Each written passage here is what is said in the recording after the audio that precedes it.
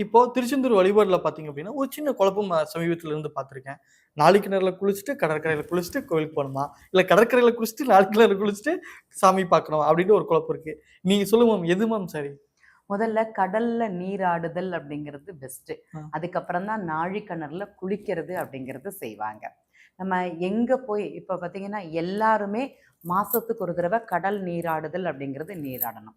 நம்மளால அது முடியாது. இப்ப நீங்க நண்பர்கள் எல்லாருமே சென்னையில இருக்கீங்க. கடல்ல போய் குளிக்க முடியாத ஒரு தன்மை இருக்கும். எல்லாருக்குமே திருச்செந்தூருக்கும், ராமேஸ்வரத்திற்கும் இல்லன்னா காசியில போய் கங்கையில குளிக்கிறதுக்கும் அந்த மாரி அங்க வாய்ப்புங்கிறது இருக்காது. அந்த ஒரு மாதத்துக்கு ஒரு தடவ, ஒரு 41 நாளைக்கு ஒரு தடவ, 6 மாசத்துக்கு ஒரு தடவ அப்படிங்கிறது கண்டிப்பாக இயற்கையிலேருந்தே நமக்கு இந்த இயற்கை வந்து நெறைய நதிகள், நீர அப்படிங்கிறத குடுத்துருக்கு. குடுத்துருக்கு. அதுல குளிக்கணும் அப்படிங்கிறது தான் ஐதீகம். அதனால தான் நமக்கு வந்து பார்த்தீங்கன்னா, துலாம் காவேரி, துலாம் நீராடுதல், துலாஸ்தானம்னு சொல்லியிருக்கிறாங்க. ஆடி மாசத்துல வந்து கடல்ல குளிக்கிறதுன்னு சொல்லியிருக்கிறாங்க. ஐப்பசி ஒரு மாசமும் ஒரு நிகழ்வு அப்படிங்கிறது நமக்கு இங்க குடுத்துருப்பாங்க. அது புராணங்கள்லயே உள்ளது. இன்னைக்கும் பார்த்தீங்கன்னா, நம்ம அத செஞ்சுண்டு தான் இருக்கோம். இல்லாம கிடையாது.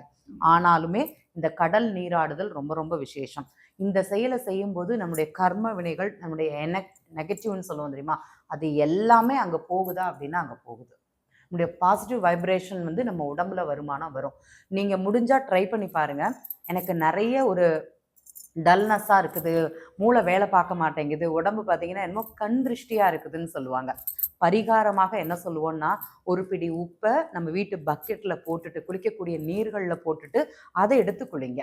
ஒரு 2 நாள் இத தொடர்ந்து பண்ணுங்க. உங்களுடைய தன்மைகள், அந்த மனமும் சரி, அந்த உடலும் சரி, எப்படி இயங்குது அப்படிங்கிறத செக் பண்ணி பாருங்க. நெறைய மாற்றங்கள் வருமானா, நெறைய மாற்றங்கள் வரும்.